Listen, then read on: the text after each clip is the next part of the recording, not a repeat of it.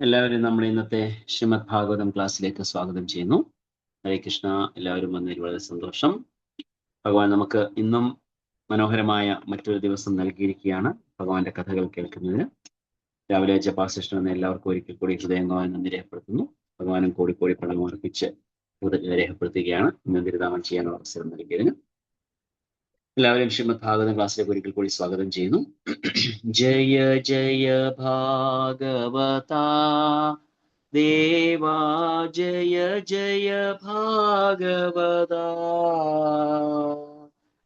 ജയ ജയ രാധാ കൃഷ്ണ സ്വരൂപാ, ജയ ജയ ഭാഗവതാ ദേവാ, ജയ ജയ ഭാഗവതാ.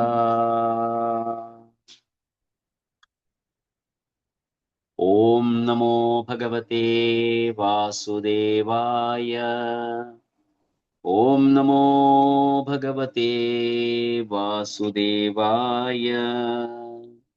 ഓം നമോ ഭഗവതേ വാസുദേവായ.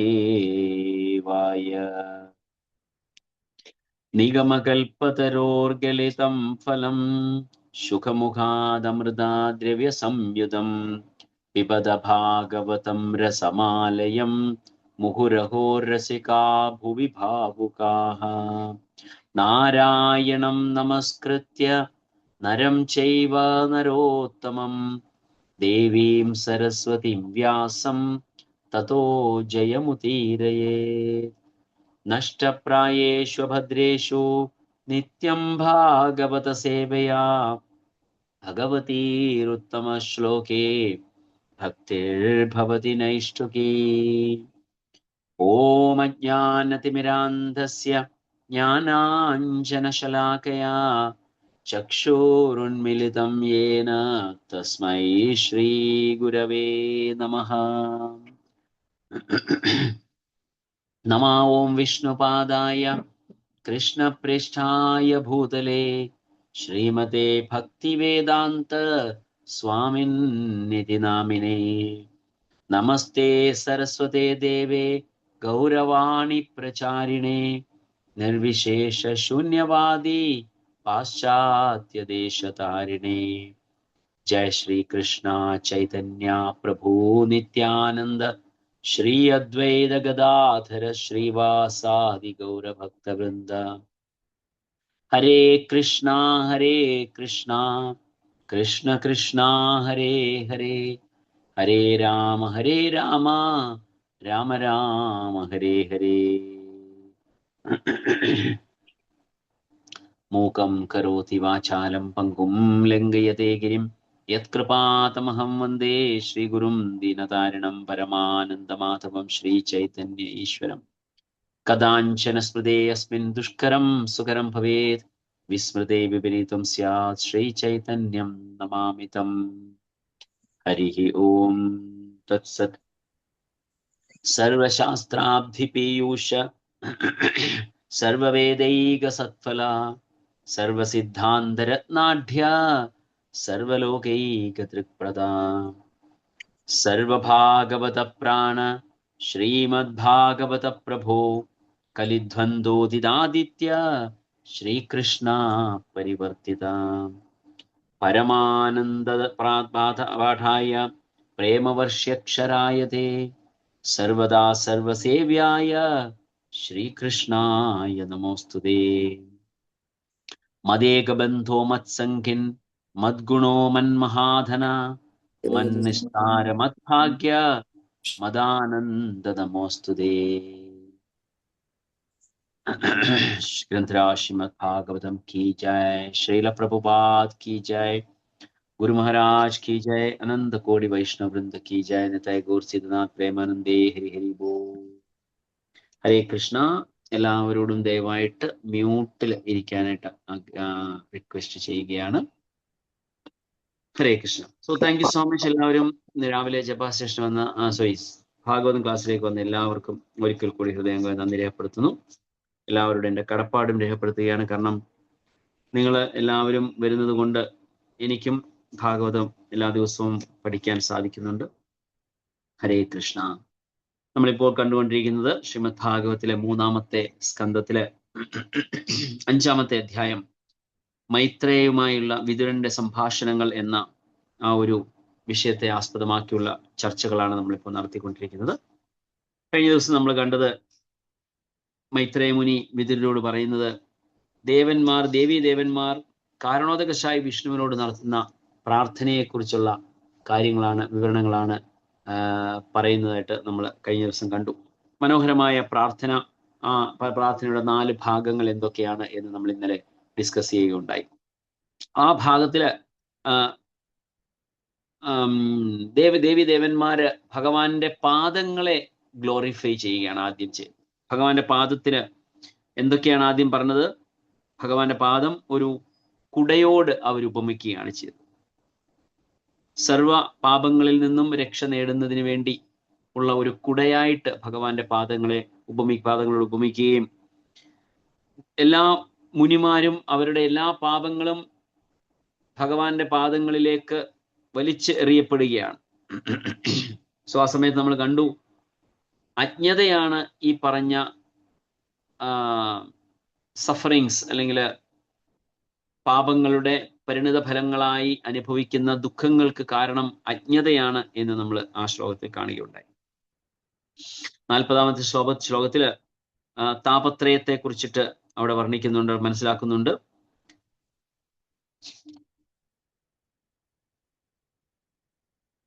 ആദ്യം പറഞ്ഞ ശ്ലോകത്തിന്റെ അജ്ഞതയ്ക്ക് കാരണമായ അല്ലെങ്കിൽ അജ്ഞത കൊണ്ട് നമ്മൾ വേദനകൾ അനുഭവിക്കുന്നു.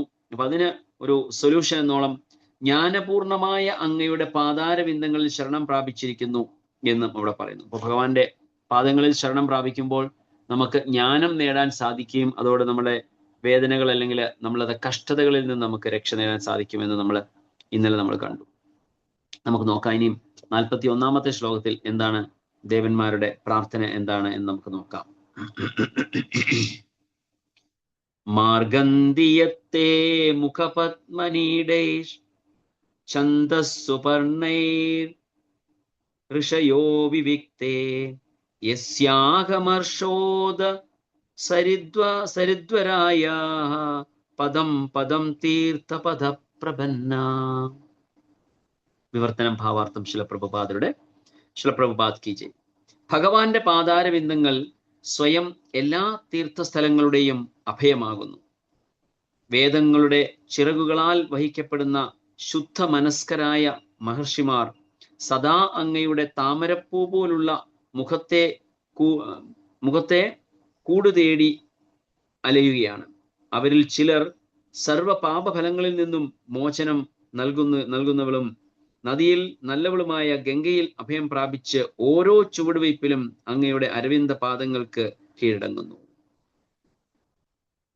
സോ വിവർത്തനം ഒന്നുകൂടി വായിക്കുകയാണ്, അത് ഒന്നുകൂടി ഡീപ്പായിട്ട് മനസ്സിലാക്കാനുള്ളത് കൊണ്ട്. ഭഗവാന്റെ പാതാരവിന്ദങ്ങൾ സ്വയം എല്ലാ തീർത്ഥസ്ഥലങ്ങളുടെയും അഭയമാകുന്നു. എല്ലാ തീർത്ഥസ്ഥലങ്ങളും ഭഗവാന്റെ പാദങ്ങളിൽ ഉൾക്കൊള്ളുന്നതാണ്, അല്ലെങ്കിൽ അവിടെയാണ് എല്ലാ തീർത്ഥസ്ഥലങ്ങൾക്കും. കാരണം അവിടെ ആ തീർത്ഥസ്ഥലത്തിന്റെ പുണ്യം എന്ന് പറയുന്നത് ഭഗവാന്റെ പാദം അവിടെ വെച്ചിട്ടുള്ളത് കൊണ്ടാണ്.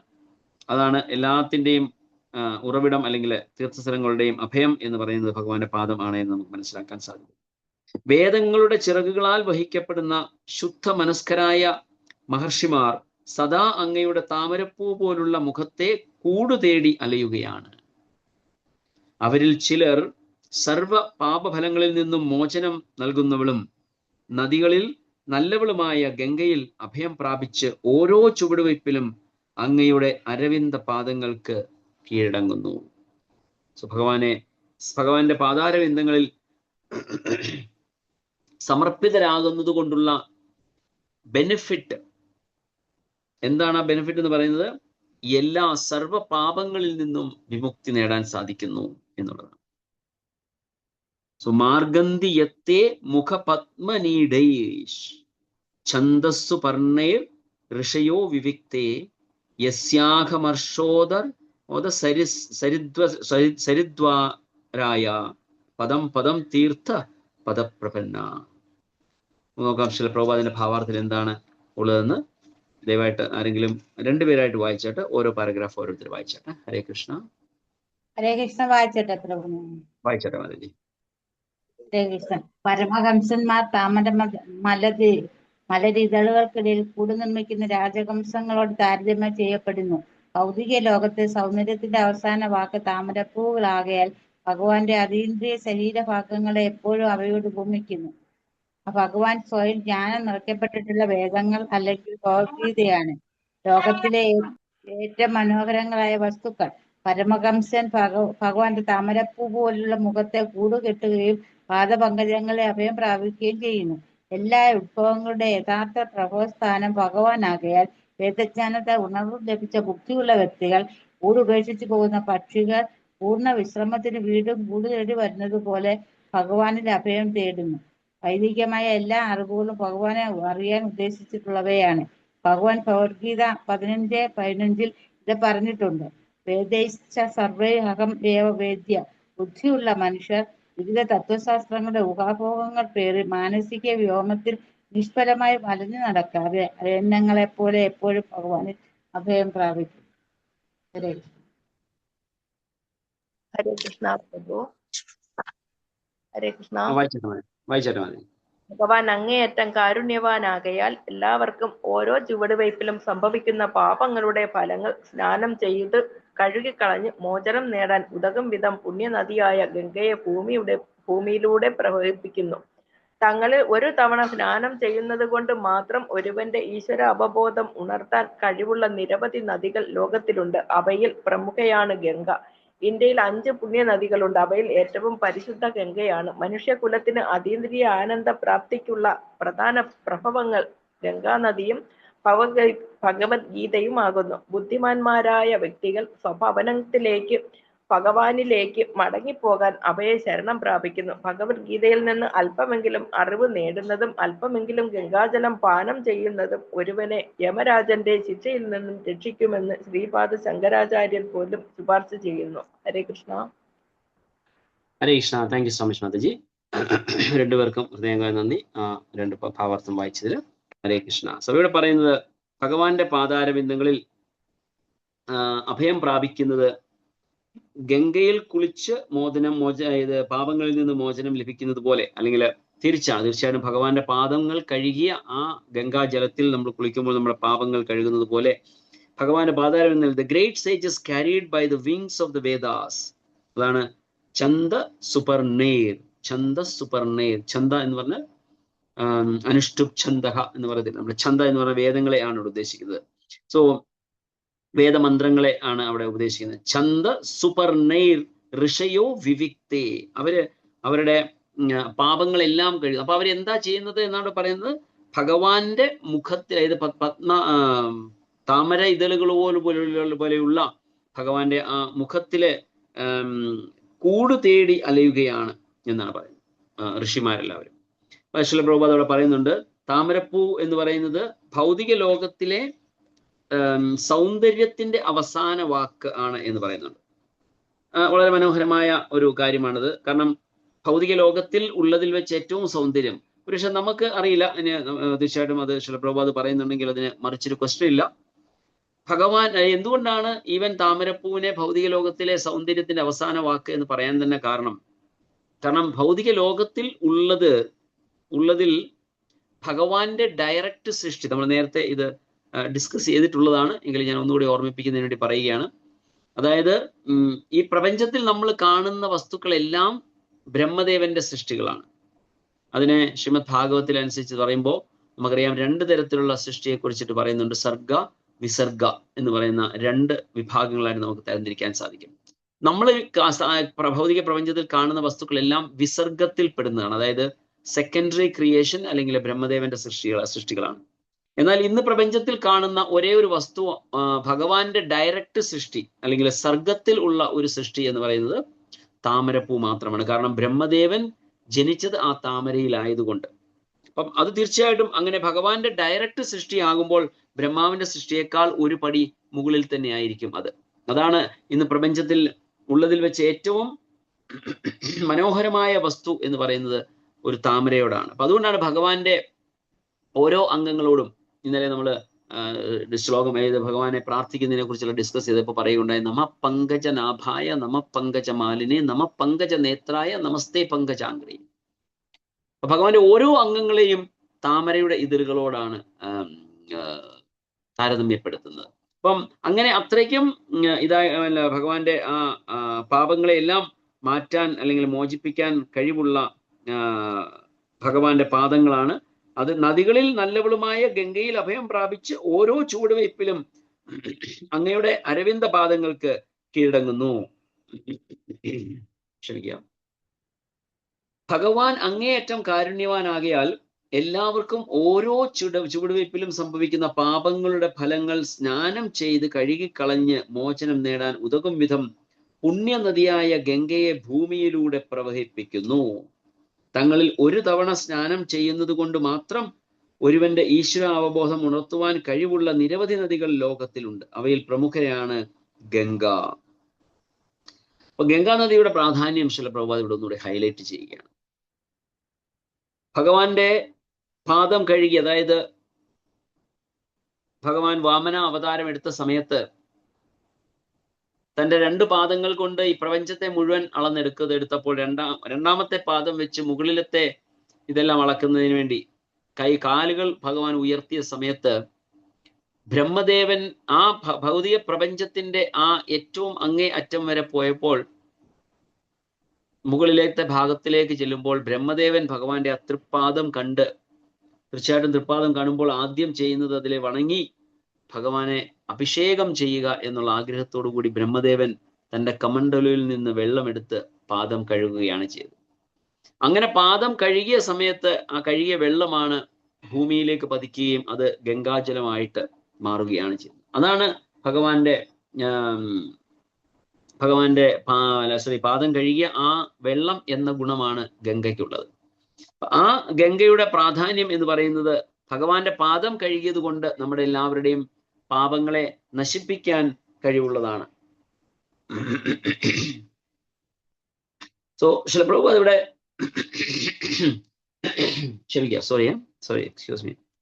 സോ ശില പ്രഭുപാദ് ഇവിടെ പറയുന്നു, ഇന്ത്യയിൽ 5 പുണ്യനദികളുണ്ട്. അവയിൽ ഏറ്റവും പരിശുദ്ധ ഗംഗയാണ്. മനുഷ്യകുലത്തിന് അതീന്ദ്രിയ ആനന്ദപ്രാപ്തിക്കുള്ള പ്രധാന വ്യക്തികൾ സ്വഭവനത്തിലേക്ക് ഭഗവാനിലേക്ക് മടങ്ങിപ്പോകാൻ അവയെ ശരണം പ്രാപിക്കുന്നു. ഈ 5 നദികളെ ഗംഗ, യമുന, സരസ്വതി ഇന്ന് ഭൂമിയിൽ ഇല്ല, അതുകൊണ്ടായിരിക്കും ശില പ്രഭുപാദ് 5 എന്ന് പറയുന്നത്. സാധാരണ പറഞ്ഞാൽ 7 നദികളെയാണ് സാധാരണ പ്രസിദ്ധമായിട്ട് അല്ലെങ്കിൽ ഏറ്റവും പരിപാവനമായ നദികളായിട്ട് പറയുന്നത്. ഗംഗേച്ച യമുനേ ചൈവ ഗോദാവരി സരസ്വതി നർമ്മദേ സിന്ധു കാവേരി ജലേ അസ്മിൻ സന്നിധിം കുരു.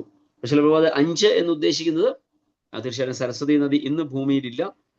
പിന്നെ മറ്റ് 6 ഉണ്ട്. പക്ഷെ അതിൽ ഏതാണ് ശില പ്രഭുപാദ് മാറ്റി നിർത്തിയത് എനിക്ക് മനസ്സിലാക്കാൻ സാധിക്കുന്നില്ല.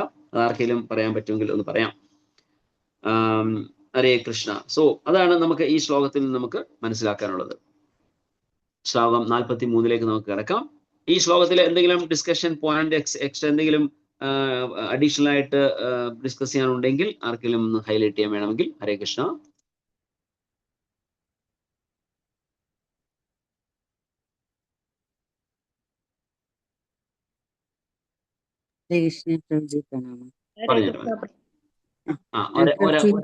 ഒരു മിനിറ്റ്, ആദ്യം വിഷ്ണുപ്രിയമാതി പറഞ്ഞിട്ട് സുകോമളമാതി പറഞ്ഞു. യെസ്, വിഷ്ണുപ്രിയമാതി പറഞ്ഞിട്ട്. ഹരേ കൃഷ്ണ പ്രജി. ഇപ്പൊ ഗംഗ എന്ന് പറയുന്നത് ഭഗവാന്റെ പാദങ്ങളിൽ നിന്ന് ഉത്ഭവിക്കാനുള്ള കാരണം അല്ലെങ്കിൽ ഉത്ഭവിച്ചത് എങ്ങനെയാണെന്നറിയാം. അതുപോലെ യമുന നദിയും അതേപോലെ തന്നെ നേരെ ഗോലോക വൃന്ദാവനത്തിന് വന്നതായിട്ടാണ് നമ്മൾ കേട്ടിട്ടുള്ളത്. പക്ഷെ ബാക്കി എല്ലാം ഗംഗയുടെ ഭാഗങ്ങളാണോ അതോ ഇത് എന്താ പറയാ വേറെ വേറെ ആയിട്ട് ഉത്ഭവിച്ചതാണോ? അങ്ങനെ വല്ല അറിവുണ്ടോ? ഇല്ല, എനിക്ക് അതിനെക്കുറിച്ച് ഇതുവരെ ആ ഒരു ഡയറക്ഷനിൽ ഞാൻ ചിന്തിച്ചിട്ടില്ല. നമുക്ക് അതിനെക്കുറിച്ച് ഒന്ന് അന്വേഷിക്കാൻ മതി. കാരണം തീർച്ചയായിട്ടും അത് ചോദ്യം വാലിഡ് ആണ്. കാരണം നമുക്കറിയാം ഗംഗാനദി തീർച്ചയായിട്ടും ഭഗവാന്റെ പാദം കഴുകി എന്നുള്ള ഒരു ഗുണം അതിനുണ്ട്. അതുപോലെ തന്നെ യമുനാ നദി ഭഗവാൻ കുളിച്ചതാണ് സ്വയം, അതിൽ ഭഗവാന്റെ ലീലകൾ ആടിയ നദിയാണ് യമുനാ നദി. അതിന്റെയും പുണ്യത്തെ കുറിച്ച് അറിയാം. പിന്നെ ഗോദാവരി, സിന്ധു, നർമ്മദ, കാവേരി. സോ ഇതിനെ കുറിച്ചിട്ട് നമുക്കൊന്ന് അന്വേഷിച്ച് നോക്കാം. അല്ലെങ്കിൽ ആർക്കെങ്കിലും അതിനെക്കുറിച്ച് എന്തെങ്കിലും ഐഡിയ ഉണ്ടെങ്കിൽ ഷെയർ ചെയ്യാം ദയവായിട്ട്. ഓക്കെ, നമുക്ക് എന്തായാലും അതിനെ കുറിച്ച് ഒന്ന് സെർച്ച് ചെയ്തിട്ട് നമുക്ക് അടുത്ത ക്ലാസ്സിൽ നമുക്ക് ഡിസ്കസ് ചെയ്യാം Mataji. Okay, thank you Mataji. Okay, yes, ഒരു മിനിറ്റ് മാതാജി. സുകോമള മാതാജി പറഞ്ഞിട്ട് മാതാജി എന്തോ പറയാനായിട്ട് തുടങ്ങിയായിരുന്നു. അതോ അശോക മാതാജി ഇതിനെ കുറിച്ചാണ് പറയാനുള്ളത്? ഒരു മിനിറ്റ്, അശോക മാതാജി ഈ നദിയെ കുറിച്ചിട്ടാണ് പറയാനുള്ളത്. അല്ല, എനിക്ക് അറിവില്ല. പക്ഷെ പണ്ടൊരിക്കൽ ജയസാക്ഷി പ്രഭുവിന്റെ ക്ലാസ്സിൽ കേട്ടിട്ടുണ്ട്, ഈ തീർത്ഥങ്ങൾ എന്നൊക്കെ പറഞ്ഞ ഭഗവാനാരാൽ സൃഷ്ടിച്ചതാണ് ഈ പുണ്യ തീർത്ഥങ്ങൾ എന്ന് പറഞ്ഞു കേട്ടിട്ടുണ്ട്. നദികള് അങ്ങനെയല്ലേ പറയണ, ഭഗവാന്റെ മക്കളായിട്ട് ഒക്കെ അങ്ങനെ പറഞ്ഞു കേട്ടിട്ടുണ്ട് പ്രഭു. എനിക്ക് കൂടുതൽ ഇപ്പൊ യമുന പറയുകയാണെങ്കിൽ യമരാജാവിന്റെ പുത്രിയാണ്. അതെ, അങ്ങനെ ആ ഒരു കൺസെപ്റ്റ് നമുക്കറിയാം. പക്ഷെ അതല്ല, ഇപ്പം ഗംഗയെ കുറിച്ച് പറയുമെങ്കിൽ ഗംഗാനദി ഭഗവാന്റെ പാദം കഴിയതുപോലെ എന്തെങ്കിലും സ്പെഷ്യാലിറ്റി ഉണ്ടോ എന്ന് നമുക്ക് നോക്കിയിട്ട് പറയാം. ഓക്കെ, സുകോമള മാതാജി പറഞ്ഞിട്ട് മാതാജി. ഹരേ കൃഷ്ണ പ്രഭു. എന്നിട്ട് ഈ സരസ്വതി നദി മറഞ്ഞു പോയി എന്ന് പറഞ്ഞില്ലേ, ഇപ്പൊ 5 നദികളെ കുറിച്ചല്ലേ പറയുന്നത്? അന്നേരം മറ്റൊരു പ്രഗല്ഭം ആവാത്ത ഒരു നദി ഏതാ പ്രഭു? അത് ഞാൻ പറഞ്ഞു, ഞാനത് ഡിസ്കസ് ചെയ്തപ്പോഴേ ഞാൻ പറഞ്ഞിരുന്നു. ശില പ്രഭു അത് ഏതാണ് 5 നദി ഉദ്ദേശിച്ചത് എനിക്കറിയില്ല. എന്തെങ്കിലും സ്പെഷ്യാലിറ്റി ഉണ്ടോ? കാരണം എന്തെങ്കിലും ഒരു പ്രത്യേക കാരണം ഉള്ളതുകൊണ്ടാണ് ശില പ്രഭു അത്. കാരണം അതുപോലെ നമുക്ക് സാധാരണ നമ്മളുടെ സംസ്കാരം എന്ന് പറയുന്നത് ഷോഡശ സംസ്കാരമായിട്ട് 16 സംസ്കാരങ്ങളായിട്ടാണ് പറയുന്നത്. പക്ഷെ ശില പ്രഭുപാദ് പറഞ്ഞ് 16 ഏറ്റവും ഇമ്പോർട്ടൻ്റ് ആയിട്ടുള്ള 10 എന്ന് പറഞ്ഞ ശില പ്രഭുപാദ് അതിനെ കുറിച്ചിട്ടും വർണ്ണിച്ചിട്ടുണ്ട്. സോ ഒരു പക്ഷേ എന്തെങ്കിലും ഒരു റീസൺ ഉണ്ടാവാം, അതിനുണ്ട് ഏതെങ്കിലും മാറ്റിയതാകാം. പക്ഷെ അത് ഏതാണെന്ന് എനിക്ക് ക്ലിയർ ആയിട്ട് അറിയില്ല. അതെങ്ങും അങ്ങനെ 5 നദികൾ ഏതൊക്കെയാണെന്ന് സ്പെസിഫിക് ആയിട്ട് എങ്ങും പറഞ്ഞായിട്ട് വായിച്ചായിട്ട് എനിക്ക് ഓർമ്മ വരുന്നില്ല. അത് നമുക്ക് എവിടെയെങ്കിലും കിട്ടുകയാണെങ്കിൽ നമുക്ക് അതിനെക്കുറിച്ച് അടുത്ത ക്ലാസ്സിൽ നമുക്ക് ഡിസ്കസ് ചെയ്യാം മാതാജി. ഓക്കെ, ഹരേ കൃഷ്ണ. സോ നമുക്ക് അടുത്ത ശ്ലോകത്തിലേക്ക് കിടക്കാം. വിശ്വസ്യ ജന്മസ്ഥിതി സംയമാർത്ഥേ കൃതാവതാരസ്യ പദാംബുജം തേ വ്രജേമ സർവേ ശരണം യദീശ സ്മൃതിം പ്രയച്ഛത്യഭയം സ്വപൂംസാം. വിവർത്തനം ഭാവാർത്ഥം ശില പ്രഭുപാദ് കി ജയ്. ഭഗവാനെ, ഭൗതിക പ്രപഞ്ചത്തിന്റെ സൃഷ്ടിക്കും പരിപാലനത്തിനും നശീകരണത്തിനും വേണ്ടി അങ്ങ് അവതാരങ്ങൾ എടുത്തു. അങ്ങയുടെ ചരണകമലങ്ങൾ ഭക്തന്മാർക്ക് സ്മരണയും ധൈര്യവും നൽകുന്നതാകയാൽ ഞങ്ങൾ അവയെ ശരണം പ്രാപിക്കുന്നു. കൃഷ്ണ പ്രഭു 42 എടുത്തില്ല. 42 എടുത്തില്ലേ? ഓ, താങ്ക് യു. പറഞ്ഞിട്ടിരുന്നു. 42 മിസ്സായി. ഓക്കെ, അറിയാതെ പേജ് മറിഞ്ഞു പോയത്. Thank you so much Sukomala Mataji. ശ്ലോകം 42 നമുക്ക് നോക്കാം. യശ്രദ്ധയാ ശ്രുതവത്യാ ച ഭക്ത്യാ സംവൃജ്യമാനേ ഹൃദയേ അവധായ ജ്ഞാനേന വൈരാഗ്യബലേന ധീരാ വ്രജേമ തത്തേംഘ്രി സരോജപീഠം. വിവർത്തനം ഭാവാർത്ഥം ശില പ്രഭുപാദ് കി ജയ്. അങ്ങയുടെ പാതാരബിന്ദങ്ങളെ പറ്റി ആകാംക്ഷയോടും ഭക്തിയോടും ശ്രവിക്കുകയും ഹൃദയം കൊണ്ട് അവയിൽ ധ്യാനനിരതനാവുകയും ചെയ്യുന്ന ഒരുവന് പെട്ടെന്ന് ജ്ഞാനോദയവും വൈരാഗ്യശക്തിയും സിദ്ധിച്ച് ശാന്തനാകാൻ കഴിയും. ആകയാൽ ഞങ്ങൾക്ക് അങ്ങയുടെ പാദപങ്കജത്തിൽ അഭയം എടുക്കണം. സോ നമുക്ക് നമ്മൾ ഈ ഹരേ കൃഷ്ണ പ്രസ്ഥാനത്തിൽ അല്ലെങ്കിൽ ഇസ്കോണിൽ നമ്മൾ വരുന്നതിന് മുൻപ് നമുക്ക് എല്ലാവർക്കും ഉണ്ടായിരുന്ന ഒരു മിസ്കൺസെപ്ഷനാണ് എല്ലാ ദേവീദേവന്മാരും സ്വതന്ത്രനാണ്, അവരെല്ലാവരും അമരത്വമുള്ളവരാണ്, അവരെല്ലാവരും സർവശക്തരാണ്. എന്നാൽ ആ ദേവീദേവന്മാരാണ് ഈ ഒരു പ്രാർത്ഥന ഇവിടെ ഭഗവാന്റെ മുൻപിൽ വയ്ക്കുന്നത്.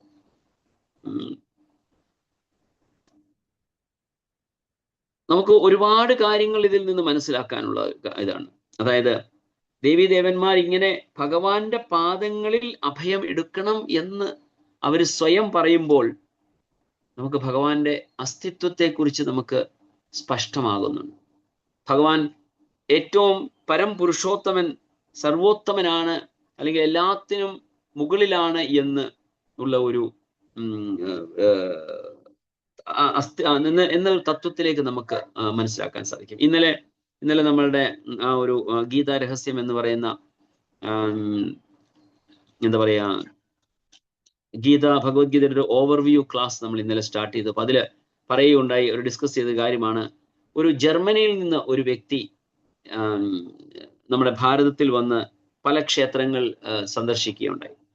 അങ്ങനെ സന്ദർശിച്ച ശേഷം തിരിച്ച് അദ്ദേഹം എയർപോർട്ടിൽ ചെന്നിരിക്കുമ്പോൾ ഒരു സന്യാസിയുമായിട്ട് അദ്ദേഹം ഡിസ്കസ് ചെയ്തു.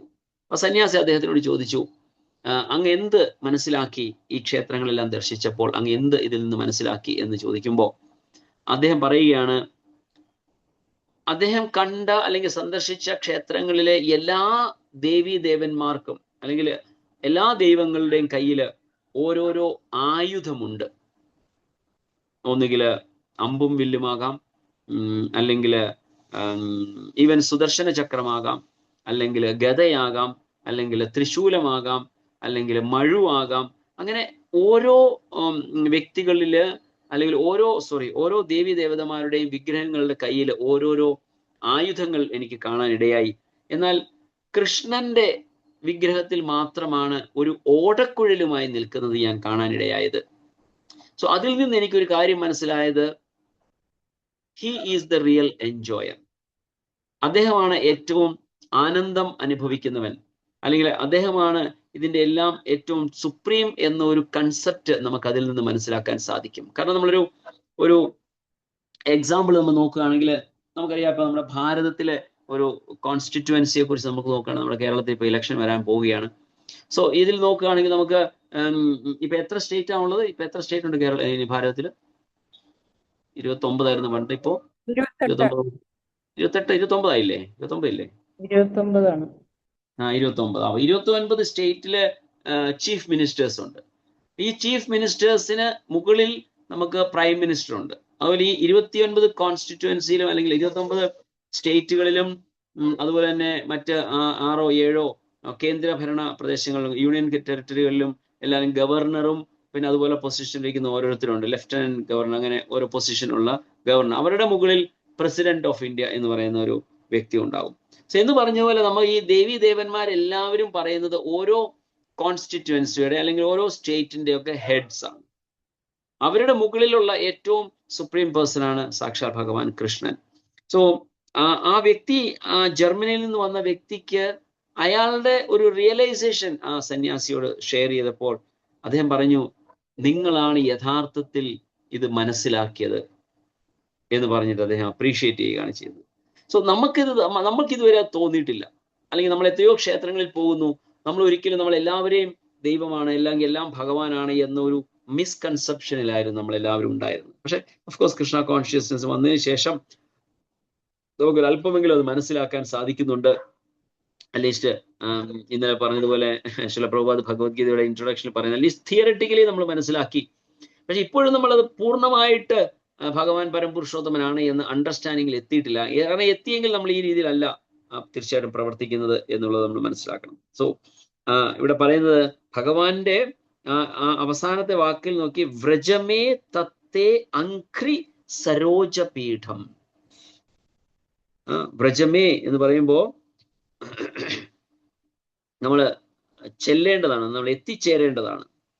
എങ്ങനെ? അംഘ്രി, ഭഗവാന്റെ ആ പാദത്തില്. സരോജപീഠം, സരോജപീഠം എന്ന് പറയുമ്പോൾ താമരയുടെ അല്ലെങ്കിൽ താമരകളുടെ അഭയസ്ഥാനം അല്ലെങ്കിൽ താമരകൾ പോലെയുള്ള അഭയസ്ഥാനം എന്ന് നമുക്ക് പറയുകയാണ്. സോ ഇവിടെ നമുക്ക് മനസ്സിലാക്കുന്നത് ഇതൊരു എന്താ പറയാ, വൈരാഗ്യത്തിന്റെ അല്ലെങ്കിൽ ഒരു ഡിറ്റാച്ച്മെന്റ് നമുക്ക് അവിടെ കാണാൻ സാധിക്കുകയാണ്. ആ ഒരു detachment is A knowledge of detachment ആണ് നമുക്കിവിടെ മനസ്സിലാക്കാൻ സാധിക്കുന്നത്. ഭാവാർത്ഥം ആർക്കെങ്കിലും വായിക്കാമോ? ഹരേ കൃഷ്ണ, രണ്ടുപേരും അത് വായിച്ചിട്ട്. ഹരേ കൃഷ്ണ. ഹരേ കൃഷ്ണ. വായിക്കട്ടെ പ്രഭുജി. ഭാവാർത്ഥം. ഭഗവാന്റെ പത്മപാദങ്ങളാൽ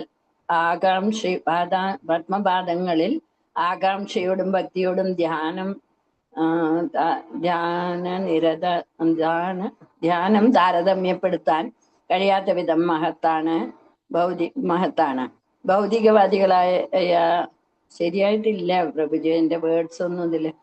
ഭൗതികവാദികളായ ചെയ്യുന്നതിന്റെ അത്ഭുതകരമായ അനുഭവം മറ്റൊരു പ്രക്രിയയോടും വ്യക്തികളുടെ മനസ്സ് കുഴപ്പം നിറഞ്ഞതാകിയാൽ അവർക്ക് വ്യക്തിഗത അന്വേഷിക്കാൻ കഴിയില്ല. പക്ഷെ അത്തരം ഭൗതികവാദികളായ ആളുമായ ചിട്ടകളോട് കൂടിയ പ്രവർത്തനങ്ങളാൽ പരമോന്നത സത്യത്തെ ഞങ്ങൾക്ക് പോലും ഭഗവാന്റെ ശരിയായിട്ടില്ല, വേർഡ്സ് എല്ലാം അങ്ങോട്ടും ഇങ്ങോട്ടും മാറിയിരിക്കുകയാണ്. അതീന്ദ്രിയ നാമം, യശസ്, ഗുണങ്ങൾ. ശരിയായിട്ടില്ല പ്രഭുജി, വേറെ ആരെങ്കിലും വായിക്കട്ടെ, ബുക്കുള്ളവരെ. എൻ്റെ ഇതില് ഹരേ കൃഷ്ണ. ഓക്കെ ഓക്കെ ശരി, വായിച്ചോട്ടെ. ഹരേ ശരി, കൃഷ്ണ പ്രഭു, വായിച്ചോട്ടെ. ഹരേ വായിച്ചോട്ടെ. കൃഷ്ണ. ഹരേ കൃഷ്ണ. ഭഗവാന്റെ പത്മപാദങ്ങളാൽ ആകാംക്ഷയോടും ഭക്തിയോടും ധ്യാനം ചെയ്യുന്നതിന്റെ അത്ഭുതകരമായ അനുഭവം മറ്റൊരു പ്രക്രിയയോടും താരതമ്യപ്പെടാൻ കഴിയാത്ത വിധം മഹത്താണ്. ഭൗതികവാദികളായ വ്യക്തികളുടെ മനസ്സ് കുഴപ്പം നിറഞ്ഞതാകയാൽ അവർക്ക് വ്യക്തിഗതമായ ചിട്ടകളോട് കൂടിയ പ്രവർത്തനങ്ങളാൽ പരമോന്നത സത്യത്തെ അന്വേഷിക്കാൻ കഴിയില്ല. പക്ഷെ അത്തരം ഭൗതികവാദികളായ ആളുകൾക്ക് പോലും ഭഗവാന്റെ അതീന്ദ്രിയ നാമം, യശസ്, ഗുണങ്ങൾ തുടങ്ങിയവയെ പറ്റി ശ്രവിക്കാൻ കുറച്ചെങ്കിലും ആകാംക്ഷയുണ്ടായാൽ അവർക്ക് ജ്ഞാനവും വൈരാഗ്യവും നേടാനുള്ള മറ്റെല്ലാ മാർഗങ്ങളെയും അതിജീവിക്കാൻ സാധിക്കും. ശരീരം തന്നെയാണ് ആത്മാവെന്ന് സങ്കല്പിക്കുന്നതിനാൽ ബദ്ധാത്മാവ് എപ്പോഴും അജ്ഞതയിലായിരിക്കും. ആത്മസംസ്കാരത്തെക്കുറിച്ചുള്ള അറിവ് ഭൗതിക ആകർഷണങ്ങളോട് വിരക്തി ഉണ്ടാക്കും. അത്തരം വൈരാഗ്യമില്ലാത്ത പക്ഷം അറിവ് കൊണ്ട് യാതൊരു അർത്ഥവുമില്ല. ലൈംഗിക ജീവിതമാണ് ഭൗതിക ആനന്ദത്തിന് ഉള്ള ഏറ്റവും ശക്തമായ ആകർഷണം. ലൈംഗിക ആകർഷണത്തിൽ കുടുങ്ങിക്കിടക്കുന്നവൻ തീരെ അറിവില്ലാത്തവനാണെന്ന് മനസ്സിലാക്കണം. വിരക്തിയെ പിന്തുടർന്നാണ് അറിവുണ്ടാകുന്നത്. ആത്മസാക്ഷാത്കാരത്തിന്റെ മാർഗം അതാണ്. ഒരുവൻ ഭഗവാന്റെ പാദപത്മങ്ങളിൽ ഭക്തിയുത സേവന നിരതനാകയാൽ ഈ രണ്ട് ആവശ്യങ്ങളും, അറിവും വൈരാഗ്യവും, വളരെ പെട്ടെന്ന് ആവിഷ്കൃതമാകും. ധീര എന്ന വാക്ക് ഇത് സംബന്ധിച്ച് വളരെ അർത്ഥവത്താണ്. കുഴപ്പം സൃഷ്ടിക്കുന്ന കാരണത്തിന്റെ സാന്നിധ്യത്തിലും കുഴപ്പത്തിൽ അകപ്പെടാത്തവനെയാണ് ധീരൻ എന്ന് വിളിക്കുന്നത്. ശ്രീ യമുനാചാര്യൻ പറയുന്നു, എന്റെ ഹൃദയം എപ്പോഴും ഭഗവാൻ ശ്രീകൃഷ്ണന്റെ ഭക്തിയുത സേവനത്താൽ നിറഞ്ഞിരിക്കുന്നതിനാൽ എനിക്ക് ലൈംഗിക ജീവിതത്തെ പറ്റി ചിന്തിക്കാനേ കഴിയില്ല. അഥവാ ലൈംഗിക വിചാരം ഉണ്ടായാൽ തന്നെ അപ്പോഴേ അതിനോട് വെറുപ്പുമുണ്ടാകും. ഭഗവത് പാദാരവിന്ദങ്ങളെ ആകാംക്ഷയോടും ഭക്തിയോടും ധ്യാനിക്കുന്ന പ്രക്രിയയിലൂടെ ഭഗവാന്റെ ഒരു ഭക്തന് വളരെ വേഗം ഉണർവുള്ള ധീരൻ ആകാൻ കഴിയും. ഹരേ കൃഷ്ണ. അടുത്ത വേറെ ആരും വായിച്ചട്ടെ. ഹരേ കൃഷ്ണ പ്രഭു. പ്രണാം പ്രഭു. ഒരു യഥാർത്ഥ ആത്മീയ ഗുരുവിന്റെ ശിഷ്യത്വം സ്വീകരിച്ച് ഭഗവത് ശ്രവണത്തെക്കുറിച്ചുള്ള അദ്ദേഹത്തിന്റെ നിർദ്ദേശങ്ങൾ പിന്തുടർന്നു വേണം ഭക്തിയുത സേവനപാതയിൽ മുന്നോട്ട് നീങ്ങാൻ. ഒരു യഥാർത്ഥ ആത്മീയ ഗുരുവിൽ നിന്ന് എപ്പോഴും ഭഗവാനെ കുറിച്ച് ശ്രവിക്കുന്നത് സ്വീകാര്യമാണ്. അറിവിലും വൈരാഗ്യത്തിലുമുള്ള പുരോഗതി ഭക്തൻ സ്വയം പരിചയത്തിലൂടെ പരിശോധിച്ചു കൊണ്ടിരിക്കണം.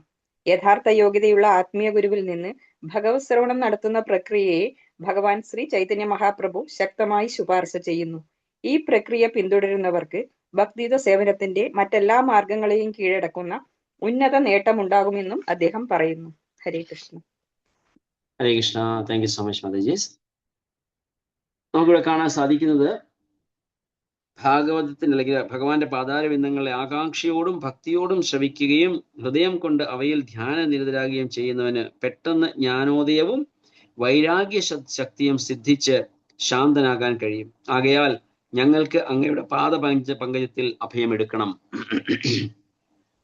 സോ ഒരു ബദ്ധാത്മാവ് ശ്രീമദ് ഭാഗവതത്തിൽ, അതായത് ചില പ്രഭുപാദങ്ങൾ പറയുന്നു, പക്ഷെ അത്തരം ഭൗതികവാദികളായ ആളുകൾക്ക് പോലും ഭഗവാന്റെ അതീന്ദ്രിയ നാമം, യശസ്, ഗുണങ്ങൾ തുടങ്ങിയവയെ പറ്റി ശ്രവിക്കാൻ കുറച്ചെങ്കിലും ആകാംക്ഷയുണ്ടായാൽ അവർക്ക് ജ്ഞാനവും വൈരാഗ്യവും നേടാനുള്ള മറ്റെല്ലാ മാർഗങ്ങളെയും അതിജീവിക്കാൻ സാധിക്കും. സോ ശ്രീമദ് ഭാഗവതത്തിൽ ശ്ലോകമാണ്, ഞാനത് റീകളക്ട് ചെയ്യാൻ ശ്രമിക്കുകയാണ്. ആർക്കും ഓർമ്മയുണ്ടോ? നമ്മൾ നേരത്തെ ഡിസ്കസ് ചെയ്തിട്ടുള്ളതാണ്. അത് ശ്രീമദ് ഭാഗവതം വായിക്കുമ്പോൾ നമുക്ക് ജ്ഞാനവും വൈരാഗ്യവും ഉണ്ടാകുന്നത് സിമിലർലി എങ്ങനെയാണ് നമ്മൾ ആഹാരം കഴിക്കുമ്പോൾ നമുക്ക് സാറ്റിസ്ഫാക്ഷനും ഇത് ഉണ്ടാകുന്നതെന്ന് പറഞ്ഞാൽ ആർക്കെങ്കിലും റീകളക്ട് ചെയ്യാൻ സാധിക്കുന്നുണ്ടോ ആ ശ്ലോകം ഏതാണെന്ന്? ഹരേ കൃഷ്ണ പ്രഭു. യഥോത്തരോർമൂല നിഷേചനേന, ആ ശ്ലോകാണ് പ്രഭു? അല്ല മാതാജി, അത് മാതാജി പറഞ്ഞത് വാട്ടറിങ് ദ റൂട്ട് അല്ലേ? അതെ പ്രഭു. അതല്ല. നമ്മള് ശ്രീമദ് ഭാഗവതം വായിക്കുമ്പോൾ ഹരേ Krishna, Divyasree is there? We can hear Divyasree.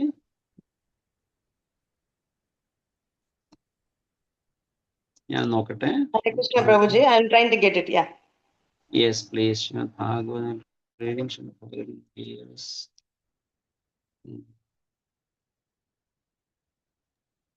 ഹരേ കൃഷ്ണ പ്രഭു. യദ്വേഷമാനം പ്രിയ, അതാണോ? ഏതാ ജി? പ്രഭു അങ്ങനെ തുഷ്ടി പുഷ്ടി എന്ന് വരും ആ ശ്ലോകത്തില്. തുഷ്ടി പുഷ്ടി. അത് തന്നെ കറക്റ്റ്. അത് തന്നെ മതി. Same shloka. Yes, same.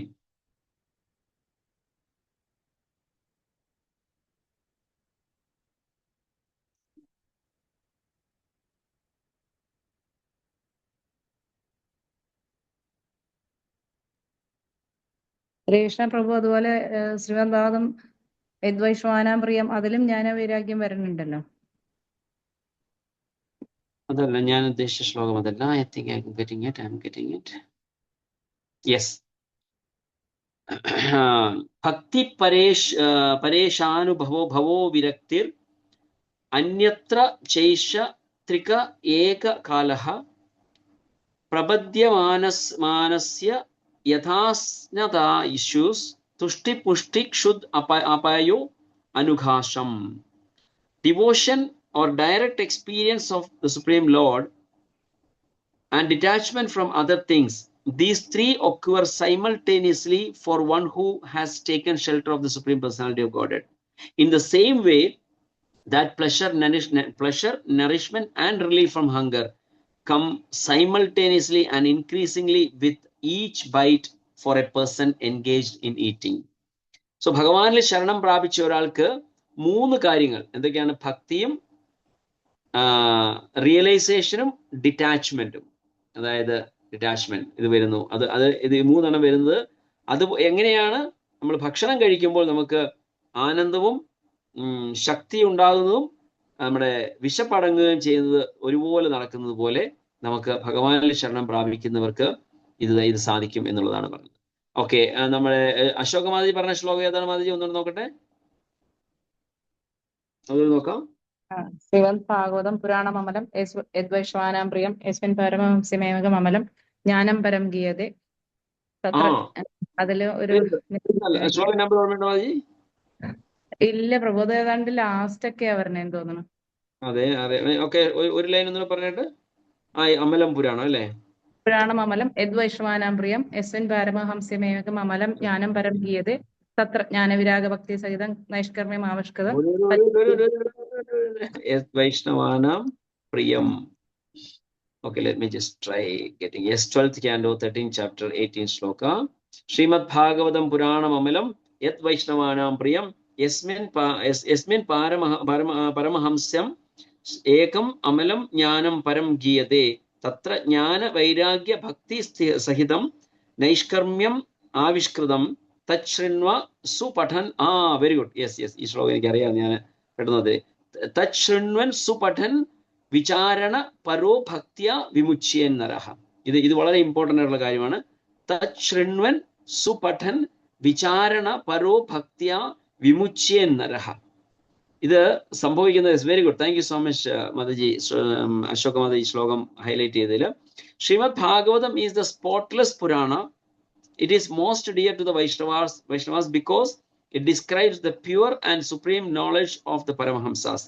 This Bhagavatam reveals the means for becoming free from all material work, together with the process of transcendental knowledge, renunciation, and devotion. Anyone who seriously tries to understand Srimad Bhagavatam, who properly hears and chants it with devotion, becomes completely liberated. അതെന്തൊക്കെയാണ്? തച്ഛൃണ്വൻ. അതാണ് തച്ഛൃണ്വൻ എന്ന് പറഞ്ഞാൽ properly hearing, ശ്രദ്ധയോടുകൂടിയുള്ള ശ്രവണം. സുപഠൻ, regulated ആയിട്ടുള്ള reading. വളരെ ഏതാണ്? നിത്യം ഭാഗവതം എല്ലാ ദിവസവും, അല്ലെങ്കിൽ സുപഠൻ, സ്വയം വായിക്കുന്നത്. വിചാരണപരോ, വിചാരണ മീൻസ് കണ്ടംപ്ലേറ്റ്, അതിനെക്കുറിച്ച് അവലോകനം ചെയ്യണം, സ്വയം അതിനെക്കുറിച്ച് നമ്മളൊന്ന് കണ്ടംപ്ലേറ്റ് ചെയ്യണം. പരോ ഭക്ത്യ വിമുച്യൻ നരഹ. ഇത് ചെയ്യുന്നവന് മോക്ഷം ഉറപ്പാണ് എന്നുള്ളതാണ് പറയുന്നത്.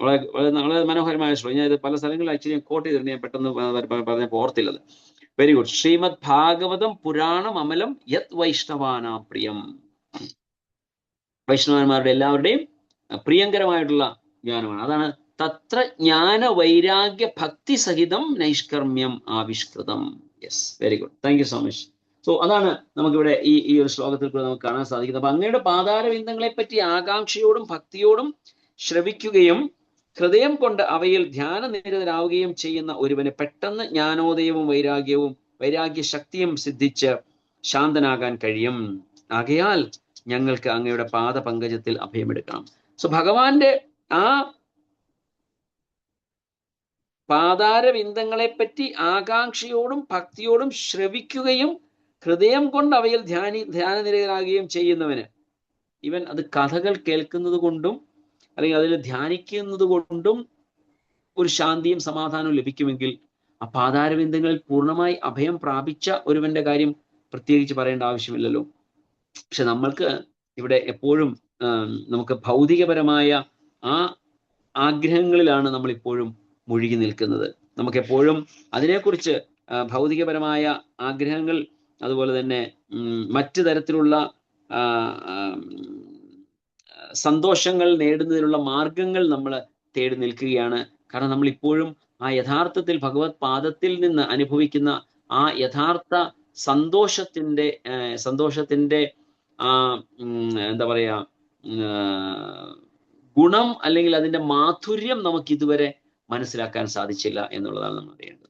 നമ്മൾ നേരത്തെ പല ക്ലാസ്സിൽ പറഞ്ഞിട്ടുള്ള ശിലപ്രഭുപാദ് പലപ്പോഴും പറയാറുള്ള എക്സാമ്പിളാണ്, നമ്മൾ ഒരു തേനിന്റെ ബോട്ടിലെ വെളിയിൽ നമ്മൾ നക്കി സ്വാദ് അതിന്റെ മാധുര്യം ആസ്വദിക്കാൻ ശ്രമിച്ചുകൊണ്ടിരിക്കുകയാണ്. നമ്മുടെ ഇന്ദ്രിയങ്ങൾ കൊണ്ട് നമ്മൾ ശ്രമിക്കുകയാണെങ്കിൽ നമുക്ക് തേനിന്റെ പുറത്തെ ബോട്ടിലിൽ നിന്ന് കിട്ടുന്ന സ്വാദ് മാത്രമേ കിട്ടുകയുള്ളൂ. പക്ഷെ അത് തുറന്ന് അതിനെ തൊട്ട് അതിന്റെ മാധുര്യം നമ്മൾ രുചിക്കുമ്പോൾ നമുക്ക് അതിന്റെ യഥാർത്ഥ മാധുര്യം മനസ്സിലാക്കാൻ സാധിക്കുന്നത് അത് ഭഗവാനിൽ ശരണം പ്രാപിക്കുമ്പോൾ, അല്ലെങ്കിൽ ഭഗവാന്റെ പാദങ്ങളിൽ അഭയം പ്രാപിച്ച ഒരു വ്യക്തിയെ സംബന്ധിച്ച് പറയുകയാണെങ്കിൽ അത് ഒറിജിനലി അത് ഫീൽ ചെയ്യാൻ സാധിക്കും, അല്ലെങ്കിൽ അത് ആസ്വദിക്കാൻ സാധിക്കും. സോ അതിനു വേണ്ടിയുള്ള ശ്രമമാണ് നമ്മൾ നടത്തുന്നത്. അതിനാണ് ശിലപ്രഭുപാദ് പറയുന്നത്, ഒരു യഥാർത്ഥ ആത്മീയ ഗുരുവിന്റെ ശിഷ്യത്വം സ്വീകരിച്ച് ഭഗവത് ശ്രവണത്തെക്കുറിച്ചുള്ള അദ്ദേഹത്തിന്റെ നിർദ്ദേശങ്ങൾ പിന്തുടർന്ന് വേണം ഭക്തിയുത സേവന പാതയിൽ മുന്നോട്ട് നീങ്ങാൻ. കഴിഞ്ഞ ദിവസം ഈ സെഷനിലായിരുന്നോ ചോദ്യം ഉയർന്നത്, ഒരു ഗുരുവിൽ കൂടി വേണോ അല്ലെങ്കിൽ ഗുരുവിന്റെ ആവശ്യമുണ്ടോ എന്നൊരർത്ഥത്തിലൊരു ചോദ്യം ഈ നമ്മുടെ സെഷനിലായിരുന്നു ഉയർന്നത്, വേറെ ഒരിടത്താണോ എനിക്ക് സംശയമുണ്ട്. ഇവിടെയാണോ ആരെങ്കിലും ചോദിച്ചതിനാല്? യെസ് ഐ തിങ്ക് കഴിഞ്ഞ ക്ലാസ്സിൽ നമ്മുടെ ഇതേ സെഷനിൽ തന്നെയാണെന്ന് തോന്നുന്നു. ഒരു ഗുരുവിന്റെ ആവശ്യമുണ്ടോ എന്നൊരു ചോദ്യത്തെ കുറിച്ചിട്ട്, അല്ലെങ്കിൽ അല്ല, ഈ സെഷനിലല്ല, സോറി, ഭക്തിശാസ്ത്രി ക്ലാസ്സിൽ മറ്റൊരു സെഷനിലായിരുന്നു. അവിടെ ഒരു ചോദ്യം ചോദിക്കുകയുണ്ടായി, നമുക്ക് ഗുരുവിന്റെ ആവശ്യമുണ്ടോ, അല്ലെങ്കിൽ അല്ലാതെ നമ്മൾ ഈ 16 മാല ജപിക്കുകയും 4 റെഗുലേറ്ററി പ്രിൻസിപ്പിൾസ് ഫോളോ ചെയ്യുകയും ഒക്കെ കാര്യങ്ങൾ ചെയ്താൽ പോരെ? പക്ഷെ ഇത് വായിച്ച് നമുക്ക് ക്ലിയർ ആയിട്ട് മനസ്സിലാവും, ഒരു യഥാർത്ഥ ആത്മീയ ഗുരുവിന്റെ ശിഷ്യത്വം സ്വീകരിച്ച് ഭഗവത് ശ്രവണത്തെ കുറിച്ചുള്ള അദ്ദേഹത്തിന്റെ നിർദ്ദേശങ്ങൾ പിന്തുടർന്ന് വേണം ഭക്തിയുത സേവന പാതയിൽ മുന്നോട്ട് നീങ്ങാൻ. It's very clear. ഒരു യഥാർത്ഥ ആത്മീയ ഗുരുവിൽ നിന്ന് എപ്പോഴും ഭഗവാനെ കുറിച്ച് ശ്രവിക്കുന്നത് സ്വീകാര്യമാണ്. അറിവിലും വൈരാഗ്യത്തിലുമുള്ള പുരോഗതി ഭക്തൻ സ്വയം പരിചയത്തിലൂടെ പരിശോധിച്ചു കൊണ്ടിരിക്കണം. അതിനാണ് നമുക്ക് ഇൻട്രോസ്പെക്ഷൻ. നമ്മൾ ഇനി 3-ാമത്തെ സ്കന്ധത്തില് മുൻപോട്ട് പോകുമ്പോൾ ബ്രഹ്മദേവന്റെ പ്രാർത്ഥനയിലേക്ക് വരുമ്പോൾ എനിക്ക് വളരെ ഇൻട്രസ്റ്റിംഗ് ആയിട്ടുള്ള ഒരു ആസ്പെക്ട് ആണ്. എന്ന് വെച്ചാൽ ഞാൻ അതൊരു ഇൻട്രോസ്പെക്ഷൻ ചെയ്യുകയോ അല്ലെങ്കിൽ അതനുസരിച്ച് ഒരു വലിയൊരു ഭക്തനായോ എന്നുള്ള അർത്ഥമല്ല. പക്ഷെ ആ ഒരു പോർഷൻ എനിക്ക് ഭയങ്കരമായിട്ട് ഇഷ്ടപ്പെട്ടു. ശ്രീമദ് ഭാഗവത്തിലെ is one of my favourite portion എന്ന് തന്നെ പറയാം. തീർച്ചയായിട്ടും മറ്റു പല ഭാഗങ്ങളുണ്ട്, പക്ഷെ അത് കാരണം അത്രയും വലിയ പൊസിഷനിൽ ഇരിക്കുന്ന ബ്രഹ്മദേവൻ ഒരു ഇൻട്രോസ്പെക്ഷൻ ചെയ്യുക എന്ന് പറഞ്ഞാൽ then where we are, നമ്മൾ എവിടെയാണ്, നമ്മളെ യഥാർത്ഥത്തിൽ എന്ത് ചെയ്യണം? സോ അത് ആ ഒരു സെൽഫ് അവലോകനം, അല്ലെങ്കിൽ സ്വയം ഒരു ആത്മപരിശോധന എന്ന് പറയുന്നത്, അതാണ് പറയുന്നത്. ശിലപ്രഭുപാദിനെ കുറിച്ച് പറഞ്ഞത്, യഥാർത്ഥ ആത്മീയ ഗുരുവിൽ നിന്ന് എപ്പോഴും ഭഗവാനെ കുറിച്ച് ശ്രവിക്കുന്നത് സ്വീകാര്യമാണ്. അറിവിലും വൈരാഗ്യത്തിലുമുള്ള പുരോഗതി ഭക്തൻ സ്വയം പരിചയത്തിലൂടെ പരിശോധിച്ചു കൊണ്ടിരിക്കണം.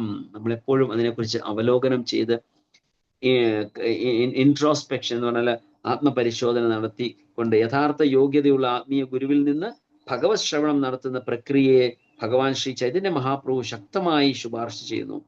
ഈ പ്രക്രിയ പിന്തുടരുന്നവർക്ക് ഭക്തിയുത സേവനത്തിന്റെ മറ്റെല്ലാ മാർഗങ്ങളെയും കീഴടക്കുന്ന ഉന്നത നേട്ടമുണ്ടാകുമെന്നും അദ്ദേഹം പറയുന്നു. സോ വളരെ മനോഹരമായ പ്രാർത്ഥനകൾ നമുക്ക് കാണാൻ സാധിക്കുന്നു. ദേവന്മാര് കാരണോദകശായ വിഷ്ണുവിന്റെ മുൻപിലേക്ക് വെക്കുന്ന ആ ഭാഗം പ്രാർത്ഥനകൾ നമ്മൾ തുടർന്ന് കണ്ടുകൊണ്ടിരിക്കുകയാണ്. നമ്മളിപ്പോ കണ്ടുകൊണ്ടിരിക്കുന്നത് അതില് 43-ാമത്തെ ശ്ലോകം വരെ ഭഗവാന്റെ പാദങ്ങളുടെ ഗ്ലോറിഫിക്കേഷൻ ആണ് ദേവീദേവന്മാര് ചെയ്യുന്നത്. അതിനുശേഷം ആണ് എന്താണ് നമുക്ക് നമുക്ക് ഒരു ശ്ലോകം കൂടെ ഉണ്ട് ഈ ഭാഗത്തിൽ. നമുക്ക് അത് അടുത്ത ദിവസം നമുക്ക് നോക്കാം. വളരെ മനോഹരമായ ശ്ലോകമാണ്. അത് നമുക്ക് അടുത്ത ദിവസം നോക്കാം. അപ്പോ അതിനുശേഷമാണ് എന്താണ് ഭഗവാന്റെ പാദങ്ങളിൽ ശരണം പ്രാപിക്കുന്നതിനുള്ള ക്വാളിഫിക്കേഷനെ കുറിച്ചിട്ട്, അതൊരു ഡിസ്ക്വാളിഫിക്കേഷൻ എന്താണ് അതിനെ കുറിച്ചിട്ട് അടുത്ത ശ്ലോകങ്ങളിൽ നമുക്ക് കാണാൻ സാധിക്കും. അത് നമുക്ക് നാളെ അതിനെക്കുറിച്ച് തുടർന്ന് ഡിസ്കഷൻ ചെയ്യാം. Hare Krishna. So thank you so much. ആർക്കെങ്കിലും എന്തെങ്കിലും ചോദ്യം ഉണ്ടെങ്കിൽ, അല്ലെങ്കിൽ ഈ കമന്റ്സ് അല്ലെങ്കിൽ അഡീഷൻസ് അല്ലെങ്കിൽ ഡിലീഷൻസ് ഉണ്ടെങ്കിൽ തീർച്ചയായിട്ടും വെൽക്കം. ഹരേ കൃഷ്ണ.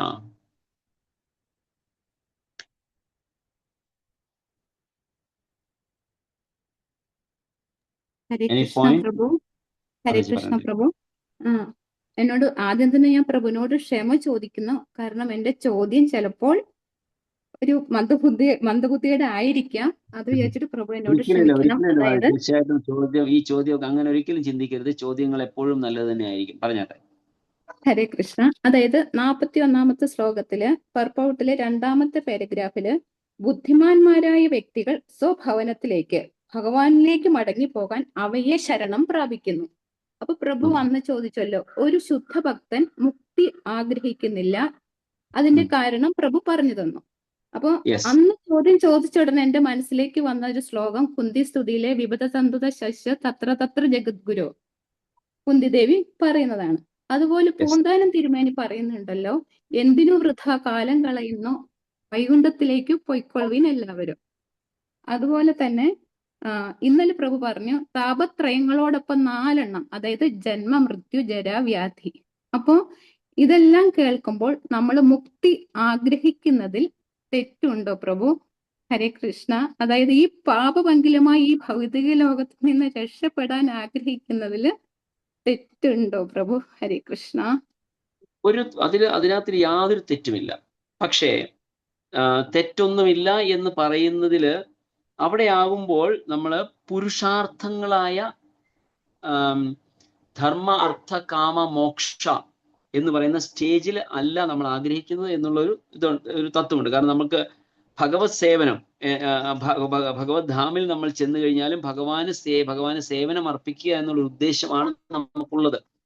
ആ ഒരു അണ്ടർസ്റ്റാൻഡിങ് നോക്കുമ്പോൾ മുക്തി എന്നത് ആഗ്രഹിക്കുന്നതിന് യാതൊരു വിധമായ തെറ്റുമില്ല. പക്ഷേ മാതാജി പറഞ്ഞ എക്സാമ്പിൾസ്, എന്താ പറയാ, കുന്തി സ്തുതിയില് കുന്തി ദേവിയുടെ പ്രാർത്ഥന, താപത്രയങ്ങളിൽ നിന്ന് മുക്തി, അല്ലെങ്കിൽ ജന്മമൃത്യു ജരാവ്യാധികളിൽ നിന്ന് മുക്തി, ഈ അണ്ടർസ്റ്റാൻഡിങ് എല്ലാം നമുക്ക്, അല്ലെങ്കിൽ ഈ ഒരു അവസ്ഥ എന്ന് പറയുന്നത് ഈ ഭൗതിക പ്രപഞ്ചത്തിൽ നിന്നുകൊണ്ട് തന്നെ നമുക്ക് സാധ്യമാവുകയാണ് എങ്കിൽ, നമുക്ക് ശരീരത്തിൽ നമ്മളിവിടെ നിന്നുകൊണ്ട് തന്നെ നമുക്ക് ജീവൻ മുക്ത അവസ്ഥയിൽ നമുക്ക് ജീവിക്കാൻ സാധിക്കുമെങ്കിൽ പിന്നെന്താണ് അതിന് തെറ്റ്? അതായത് ഒരു ചെറിയൊരു അണ്ടർസ്റ്റാൻഡിങ് നമ്മൾ പറയുന്നത്, എന്താ പറയാ, pain is inevitable but suffering is optional. ഞാൻ പറയുന്നത് മനസ്സിലാക്കണം. പെയിൻ ഈസ് ഇൻഎവിറ്റബിൾ, പക്ഷെ ബട്ട് സഫറിങ് ഈസ് ഓപ്ഷണൽ. അതായത് കൈ മുറിഞ്ഞാൽ വേദനിക്കും എന്നുള്ളത് 100% ഉറപ്പാണ്, ഒരു സംശയവുമില്ല. പക്ഷെ അതിനെ നമ്മൾ എങ്ങനെ എടുക്കുന്നു എന്നുള്ളത് നമ്മുടെ ഓപ്ഷനാണ്. How I take it. അത് നമുക്ക് ഞാൻ പല പ്രാവശ്യം പറഞ്ഞിട്ടുള്ള എക്സാമ്പിളാണ്. 2 കാലുകളും മുറിച്ച് കളയേണ്ടി വന്ന ഒരു എന്താണ് പഠിച്ചത്? Aparna Sinha. No, not Aparna. I always forget her name. Arunima Sinha എന്ന് പറയുന്ന ആ പെൺകുട്ടിയുടെ കാര്യം. പക്ഷെ നമ്മൾ നേരത്തെ പറഞ്ഞതുപോലെ അങ്ങനല്ല യഥാർത്ഥത്തിൽ സംഭവിച്ചത് കേട്ടോ. ഞാൻ പിന്നീട് ഒരു ദിവസം വേറൊരു ഇതിൽ വായിച്ചപ്പോഴാണ് ഞാൻ ശ്രദ്ധിച്ചത്. അത് ഞാൻ വായിച്ചത് വേറൊരു സ്ഥലത്ത് നിന്ന് വായിച്ചത് ഒരു അൺഒഫീഷ്യൽ ഇൻഫർമേഷൻ ആയിരിക്കും. She was a basketball player ആയിരുന്നു. അപ്പൊ അതിനുവേണ്ടി ഡൽഹിയിലേക്ക് പോകുന്ന സമയത്ത് she was attacked by some decoys. അങ്ങനെ എന്തോ അറ്റാക്ക് ചെയ്തിട്ട് അവളെ ട്രെയിനിൽ നിന്ന് പുറത്തേക്ക് തള്ളി, അങ്ങനെ ട്രെയിൻ കാലിൽ കൂടെ കയറി ഇറങ്ങി കാണിച്ചത്. അങ്ങനെയാണ് 2 കാലം അവളുടെ മുറിക്കേണ്ടി വന്നത്. അപ്പോ വാട്ട് ഷി ഡിസൈഡഡ്, ആ സമയത്ത് അവളുടെ 2 കാലുകളും മുറിച്ച് കളയേണ്ടി വരും, അല്ലെങ്കിൽ മുറിച്ച് കളഞ്ഞു കഴിഞ്ഞതിന് ശേഷം നമ്മളൊക്കെ ആണെങ്കിൽ എന്താ പറയാ, ശാരീരികമായിട്ട് ജീവനുണ്ട് എങ്കിലും നമ്മളൊരു ജീവച്ഛവമായി മാറിയാൽ I M telling about myself. കാരണം ഞാനാണെങ്കിൽ നമ്മൾ കംപ്ലീറ്റ്ലി അത് ഡിപ്രഷൻ സ്റ്റേജിലേക്ക് പോവുകയും മാനസികമായി നമ്മൾ വളരെ തളർന്നു പോകുന്ന ഒരു അവസ്ഥയിൽ ആ പെൺകുട്ടി എടുത്ത ഡിസിഷൻ എന്തായിരുന്നു? She said I want to conquer Everest. എനിക്ക് എവറസ്റ്റ് കൊടുമുടി കീഴടക്കണമെന്ന ആ ദൃഢമായ നിശ്ചയം അവൾ എടുത്തപ്പോ that is called suffering is optional എന്ന് പറയുന്നത്. ആ കാല് മുറിച്ചതിന്റെ വേദന അവൾക്കുണ്ട്, ഒരു സംശയമില്ല. പക്ഷെ അതിനെ നമ്മൾ ഏത് രീതിയിൽ എടുക്കുന്നു എന്നുള്ളതാണ്. അപ്പോ അതായത് പല സന്ദർഭങ്ങളിൽ നമ്മൾ ന്യൂസ് പേപ്പറുകളിലോ അല്ലെങ്കിൽ ടി വിയിലൊക്കെ നമ്മൾ കാണുന്നതും കേൾക്കുന്നതുമുള്ള വാർത്തയാണ്, ഒരു ആള് മുങ്ങി മരിക്കാൻ പോകുമ്പോൾ മറ്റൊരാൾ ചെന്ന് രക്ഷപ്പെടുത്താൻ ശ്രമിക്കുന്നത്. ഇന്നലെയോ മിനിഞ്ഞാന്നോ നടന്ന ഒരു സംഭവം, ഒരുപക്ഷെ നിങ്ങളുടെ ശ്രദ്ധയിൽ പെട്ടോന്ന് എനിക്കറിയില്ല, ഞാൻ വായിച്ചത് ഒന്ന് ഷെയർ ചെയ്യാൻ ആഗ്രഹിക്കുകയാണ്. ഒരു വ്യക്തി നല്ലൊരു സ്പോർട്സ്മാൻ ആയിരുന്നു, അത്ലറ്റും ഒക്കെ ആയിരുന്നു ആള്. 45-ാമത്തെ 48-ാമത്തെ വയസ്സിൽ അദ്ദേഹത്തിന് തളർവാദം ഈ ബ്രെയിൻ ഹെമറേജ് ഉണ്ടായിട്ട് അദ്ദേഹത്തിന് ഒരു സൈഡ് തളർന്നു പോയി. പിന്നെ ഒരു വിധത്തിൽ ചെറിയതായിട്ട് എക്സസൈസ് ചെയ്യാനായിട്ട് രാവിലെ എഴുന്നേറ്റ് മിറ്റും തൂക്കുകയൊക്കെ ചെയ്ത് ചെറിയതായിട്ട്, കാരണം സ്വയം ഒരു ആക്റ്റീവ് ആകുന്നതിന് വേണ്ടിയിട്ട് അങ്ങനെ ചെയ്തുകൊണ്ടിരുന്ന സമയത്ത് ഇയാള് എങ്ങനെയോ തൂത്ത് പോയി, എന്ത് സംഭവിച്ചെന്നറിയില്ല, തൊട്ട് വീടിന്റെ അപ്പുറത്തുള്ള പുഴയിലേക്ക് വീഴുകയും അതിശക്തമായ ഒഴുക്കോടുകൂടിയുള്ള വെള്ളം പോകുന്ന സ്ഥലത്ത് അയാൾ വീണു. ഒരു വിധത്തിൽ എങ്ങനെയോ ഒരു ഇളകി കിടന്ന ഒരു കല്ല്, അതായത് ഇതിന്റെ ഭിത്തിയുടെ ഒരു കല്ല് ഇളകി കിടന്ന് അതിൽ പിടുത്തം കിട്ടി അയാൾ അതെ പിടിച്ചു നിന്നിട്ട് അതിന് കുറെ നേരം അയാൾ നിന്നപ്പം അകത്ത് ഭാര്യ ജോലിയിൽ എന്തോ തിരക്കിലായിരുന്നു. ആളിനെ കുറച്ചു നേരമായിട്ട് കണ്ടില്ലല്ലോ എന്ന് പറഞ്ഞ് ഇറങ്ങി നോക്കുമ്പോൾ ചൂൽ അവിടെ കിടപ്പുണ്ട്, ആളിനെ കാണുന്നില്ല. അവർ പെട്ടെന്ന് തീർച്ചയായിട്ടും പരിഭ്രാന്തയായി ഓടിച്ച് നോക്കുമ്പോൾ, നദിയിലേക്ക് നോക്കുമ്പോൾ അവിടെ ഈ കല്ലിൽ പിടിച്ചു കിടക്കുക അയാൾ. എങ്ങനെ ഒരു ശക്തി തോന്നി അദ്ദേഹം പിടിക്കാൻ കിട്ടി. ഈ സ്ത്രീ മറ്റാരെയും വിളിക്കുന്നതിന് പകരം ആ സ്ത്രീ ആ നദിയിലേക്ക് ഇറങ്ങിച്ചെന്ന് ഏതാണ്ട് 1/2 മണിക്കൂർ കഷ്ടപ്പെട്ട് അയാളുടെ കയ്യിൽ പിടിച്ചു. ആ കൈ ഏതാണ്ട് 1/2 മണിക്കൂർ ആ സ്ത്രീ കൈ വിട്ടില്ല, അയാളുടെ വിടാതെ അയാളെ അവിടെ നിന്ന് രക്ഷിച്ചു. ഞാൻ ഈ എക്സാമ്പിൾ പറയാൻ കാരണം this one of the example. ഇതുപോലെ ധാരാളം നമുക്ക് എക്സാമ്പിൾസ് കാണാൻ സാധിക്കും. സ്വന്തം ജീവൻ പണയപ്പെടുത്തി മറ്റൊരാളെ രക്ഷിക്കാനായിട്ട് ശ്രമിക്കുന്നത്. ആ സമയത്തുണ്ടാകുന്ന വേദന ഒരുപാട്, കാരണം തീർച്ചയായും 1/2 മണിക്കൂർ ഒരാളുടെ കയ്യിൽ, അതും വെള്ളത്തിൽ കുത്തി ഒഴുക്കുന്ന വെള്ളത്തിൽ ഒഴുകിക്കൊണ്ട് കിടക്കുന്ന ഒരാളെ കയ്യിൽ 1/2 മണിക്കൂർ പിടിച്ചു നിർത്തുക, ഇറ്റ്സ് നോട്ട് ഈസി. നമുക്കിനി ഒരു ഗ്ലാസ് വെള്ളം നമുക്ക് 1/2 മണിക്കൂർ പിടിച്ചോണ്ടെങ്കിൽ നിൽക്കാൻ പറ്റുമോ? It is so painful. അപ്പോൾ അത്രയും സമയം ആ സ്ത്രീ അയാളുടെ കൈ പിടിച്ചുകൊണ്ട് അയാളെ രക്ഷിക്കാനായിട്ട് ശ്രമിച്ചുകൊണ്ട് നിൽക്കണമെങ്കിൽ she gives more importance to his life than her life. ആ സ്ത്രീയുടെ എന്റെ ജീവിതം അല്ല, എനിക്ക് എന്റെ ജീവന് തുല്യം, അത് നമ്മൾ പറയുന്നുണ്ടെങ്കിലും നമുക്ക് ലിവിങ് എക്സാമ്പിൾ നമുക്ക് കാണാം. തൻ്റെ ജീവന് തുല്യമായിട്ട് ആ ജീവനെയും അവർ സ്നേഹിക്കുന്നു എന്നുള്ള അർത്ഥമാണ് അത് കാണുന്നത്. ആ സമയത്ത് പെയിൻ എന്ന് പറയുന്നത് ഇസ് നോട്ട് എ മാറ്റർ, അതൊരു വിഷയമേ അല്ല ആ സ്ത്രീക്ക്. ഞാൻ ഇപ്പൊ ഈ എക്സാമ്പിൾ പറഞ്ഞ സ്ത്രീയുടെ കാര്യം പറഞ്ഞു, അതുപോലെ ഒരുപാട് എക്സാമ്പിൾസ് നമുക്ക് കാണാൻ സാധിക്കുന്നു.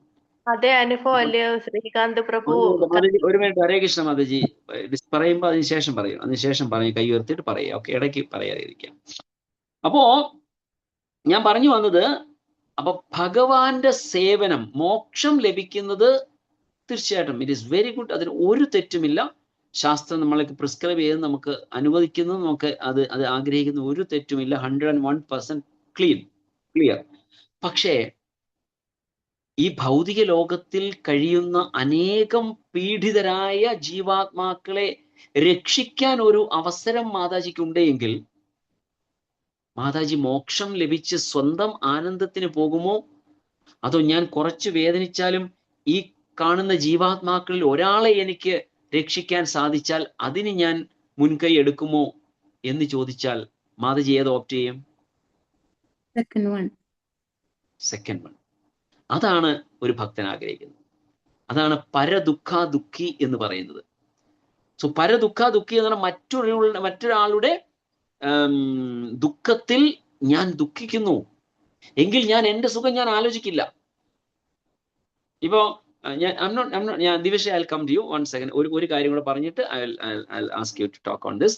Definitely she has some valid point. അതുകൊണ്ടാണ് ഗിവ് മി 1 minute.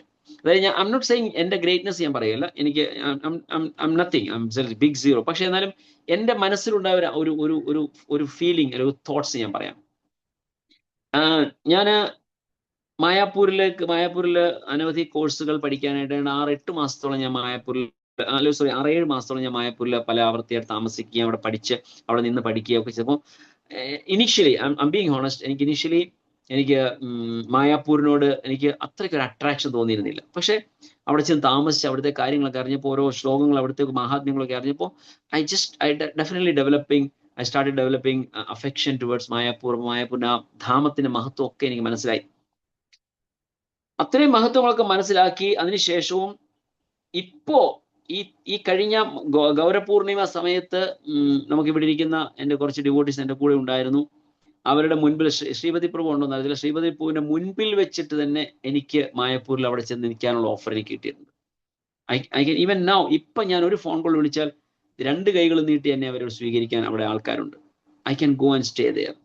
ഞാൻ അവിടെ പോയി താമസിച്ചാൽ it is very good for me.